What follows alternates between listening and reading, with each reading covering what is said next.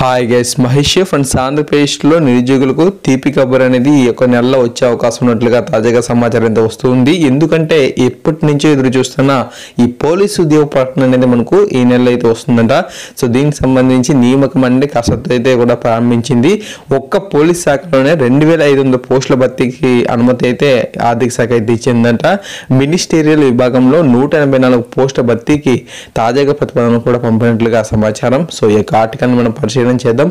ఈనాడులో వచ్చిన కథనాలు కొంచెం విశ్వసనీయంగా ఉంటాయి కాబట్టి మనం ఫాలో అవుదాం. ఓకే, అండ్ అంతేకాకుండా ఒకవేళ మీరు డిఎస్సి కోసం చూస్తున్న వారైతే ఈరోజు మనకు ఖచ్చితంగా డిఎస్సి షెడ్యూల్ అనేది మంత్రి గంటా శ్రీనివాసరావు అయితే రిలీజ్ చేసే అవకాశం ఉన్నట్లు కూడా తాజాగా సమాచారం అయితే ఉంది. ఓకేనా ఫ్రెండ్స్, సో ఇక్కడ చూడండి, ఆంధ్రప్రదేశ్ పోలీస్ అగ్నిమాపక శాఖలో మనకు పోస్టుల భర్తీకి ఈ నెల చివరి వారంలో ఉద్యోగ ప్రకటన అయితే మనకు విడుదల కానుంది.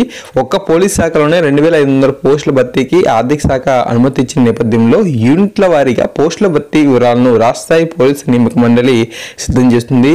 మినిస్టీరియల్ విభాగంలో 184 పోస్టుల భర్తీకి అనుమతి కోరుతూ ఏపీ పోలీస్ శాఖ ప్రధాన కార్యాలయం తాజాగా ప్రతిపాదన పంపింది. వీటికి కూడా అనుమతి వస్తే అన్నింటికి కలిపి ఈ నెలాఖరున ఉద్యోగ ప్రకటన విడుదల చేయాలని నిర్ణయించారు.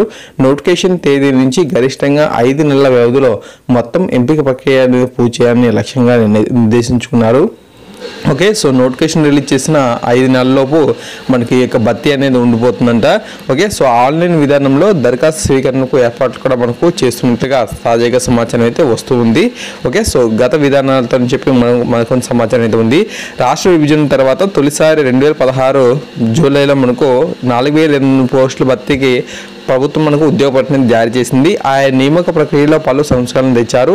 5 కిలోమీటర్ల పరుగు పందెం రద్దు, తొలుత మనకు దారి పరీక్షలు కాకుండా రాత పరీక్ష నిర్వహించి అభ్యర్థులను వడపోయడం, 5 విభాగాల్లో నిర్వహించే శారీరక దారుడి పరీక్షలను 3 విభాగాలకు పరిమితం చేయడం వంటివి అమలు చేశారు.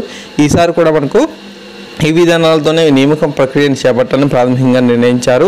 ఎంపిక ప్రక్రియ మెరుగ్గా నిర్వహించడం, అత్యాధునిక సాంకేతిక పరిజ్ఞానం వినియోగంపై కసరత్తు అయితే చేస్తున్నారు. వీటన్నిటికీ మరో వారంలో మనకు స్పష్టత అయితే వచ్చే అవకాశం ఉన్నట్లుగా తాజాగా సమాచారం అయితే వస్తూ ఉంది. ఓకే, 5 కిలోమీటర్ల పరుగు పందాన్ని కూడా రద్దని చేస్తూ ఉన్నారంట.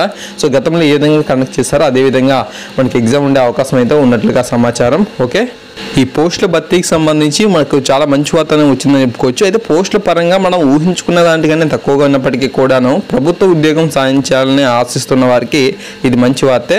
సో ఫ్రెండ్స్, ఈ విధంగా అప్డేట్స్ అయితే వచ్చాయి. సో మరిన్ని అప్డేట్స్ కోసం మన యొక్క ఛానల్ సబ్స్క్రైబ్ చేసుకోండి. Thank you.